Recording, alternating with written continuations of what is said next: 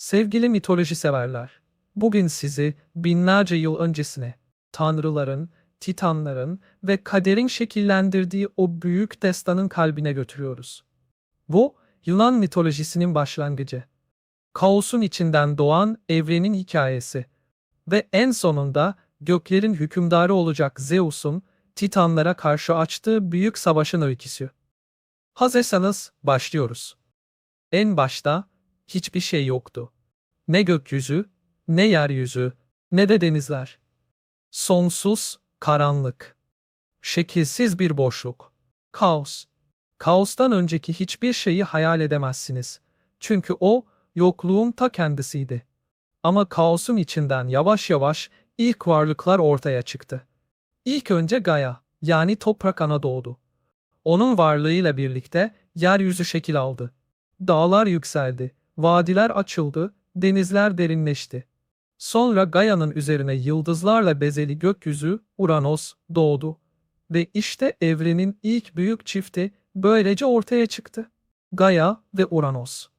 Onlar birleşerek ilk tanrıların ve ilk devlerin atası oldular. Gaia ile Uranos'un birlikteliğinden güçlü varlıklar dünyaya geldi. Onlara Titanlar dendi. 12 idiler. 6'sı erkek, 6'sı kadın. Okeanos, Koyos, Krios, Hyperion, Iapetos ve en küçüğü Kronos. Ve onların kız kardeşleri Tia, Rhea, Temis, Mnemosyne, Hebe ve Thetis. Ama sadece Titanlar doğmadı. Aynı zamanda korkunç varlıklar da dünyaya geldi. Hekatonkeirler, yani 100 kollu ve delli başlı devler. Bir de Kıkloplar, alnının ortasında tek göze sahip devler. Uranos, bu çocuklarından özellikle Hekatonkeirler ve Kıkloplardan nefret etti. Onların gücünden korktu. Onların kaosu geri getireceğini düşündü. Ve onları karanlık bir yeraltı zindanı olan Tartaros'a hapsetti. Gaia, kendi çocuklarının bu şekilde zincire vurulmasına çok öfkelendi. İçinde öyle büyük bir kin büyüdü ki Uranos'a karşı intikam planları kurmaya başladı. Gaia, Titan çocuklarını çağırdı ve dedi ki, "Babanız Uranos size zulmetti. İçinizden hanginiz ona karşı çıkacak? Hanginiz onun tiranlığına son verecek?" Titanlar korktular. Hiçbiri Uranos'un kudretine karşı gelmeye cesaret edemedi. Ama en küçüğü, en kurnazı, en hırslısı Kronos, annesinin yanında durdu. O, bu meydan okumayı kabul etti. Gaia, Kronos'a keskin bir orak verdi. Ve bir gece, Uranos gökyüzünden gelip, Gaia ile birlikteyken, Kronos pusuda bekledi. Birden orakla saldırdı ve Uranos'u devirdi. Böylece gökyüzünün hakimiyeti sona erdi, Titanların çağı başladı. Kronos, kardeşleriyle birlikte dünyaya hükmetmeye başladı. Ama Uranos'un düşerken attığı lanet göklerde yankılandı. "Benim yerime geçtin, Kronos. Ama bil ki senin de bir çocuğun seni alaşağı edecek." Kronos bu laneti aklından çıkaramadı. Ama yine de Titan Rhea ile evlendi ve çocukları olmaya başladı. İlk çocuğu doğduğunda Kronos korkuya kapıldı. Babasının laneti gerçekleşmesin diye çocuğunu doğar doğmaz yuttu. Sonra ikinci çocuk doğdu. Yine aynı şey oldu. Üçüncü, dördüncü, beşinci. Hepsi Kronos'un doymak bilmeyen karnına gitti. Rhea bu korkunç duruma dayanamıyordu. Her anne gibi çocuklarını korumak istiyordu. Ama Kronos öyle güçlüydü ki karşısında yapacak hiçbir şey bulamıyordu. Ta ki 6. çocuk doğana kadar. Rhea, annesi Gaia'dan yardım istedi. Gaia'nın planıyla Rhea bu çocuğunu gizlice Girit adasındaki bir mağaraya sakladı. Ve Kronos'a ise kundaklara sarılmış bir taş verdi. Kronos hiçbir şüphe duymadan taşı yuttu. Böylece bebek kurtuldu. Ve bu bebek ileride tanrıların kralı olacak Zeus'tu. Zeus, Girit'te bir mağarada gizlice büyüdü. Onu periler besledi, keçi Amalthea süt verdi. Ve mağaranın dışında savaş dansları yapan kuretler, kılıçlarını kalkanlarına vurarak ses çıkardılar. Böylece bebeğin ağlaması Kronos'un kulağına gitmedi.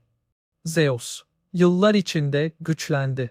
Kurnazlığını annesi Rhea'dan, kudretini ise hem Gaia'dan hem de Uranos'tan miras almıştı. Ama en çok da adalet duygusuyla büyüdü. Çünkü kardeşlerinin acısını, onların babalarının karnında esir kalışını biliyordu. Zeus büyüyüp bir genç tanrı olduğunda annesi Rhea ile gizlice bir plan yaptı. Bir gün Kronos'un yanına gidip ona hizmetkar kılığında yaklaştı.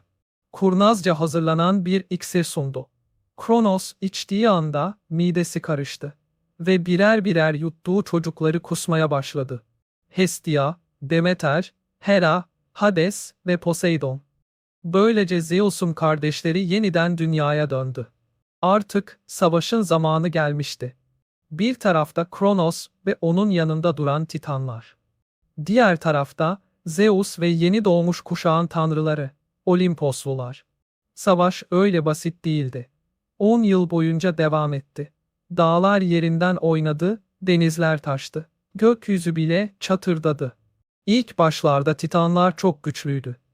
Zeus ve kardeşleri onlara karşı koymakta zorlandı. Ama Gaia bir kez daha devreye girdi. Zeus'a dedi ki, yer altındaki kardeşlerini serbest bırak. Onlar senin yanında olacak. Zeus, Tartaros'un kapılarını kırdı. Ve 100 kollu Hekatonkeirler ile tek gözlü Kikloplar serbest kaldı. Kikloplar, Zeus'a en güçlü silahları verdiler. Yıldırımı ve şimşeği.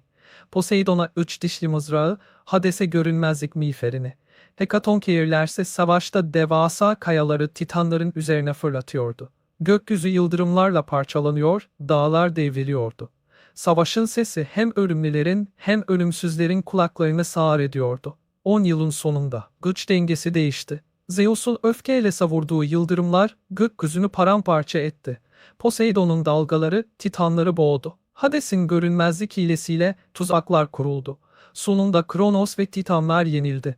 Zeus onları zincire vurdu ve Tartaros'un en karanlık köşesine hapsetti. Kapının önüne de Hekatonkeirleri bekçi yaptı ve böylece Titanların çağı kapandı. Yeni bir çağ başladı. Olimpos tanrılarının çağı. Savaş sona erdiğinde tanrılar bir araya geldi ve aralarında en güçlü, en bilge, en adaletli olan Zeus'u göklerin kralı seçtiler. Zeus, Olimpos dağına çıktı. Etrafında kardeşleriyle birlikte yeni bir düzen kurdu. Artık evren üçe bölünmüştü. Gökyüzü Zeus'un, denizler Poseidon'un, yeraltı Hades'in. Ama hepsi Zeus'un en yüce otoritesini tanıyordu. İşte böyle sevgili dinleyiciler. Yunan mitolojisinin başlangıcı. Zeus'un doğuşu ve Titanlarla yapılan o büyük savaşın hikayesi. Bir anne sevgisiyle gizlenen bir çocuk, bir babanın korkusu ve tiranlığı ve nihayetinde kaderin geri dönüşü. Zeus'un zaferi sadece bir tanrının yükselişi değil. Aynı zamanda yeni bir düzenin, Olimpos tanrıları çağının doğuşuydu. Eğer bu epik hikayeyi beğendiyseniz kanala abone olmayı ve videoyu beğenmeyi unutmayın. Bir sonraki bölümde Zeus'un insanlarla ve diğer tanrılarla yaşadığı efsanelerle devam edeceğiz. Görüşmek üzere.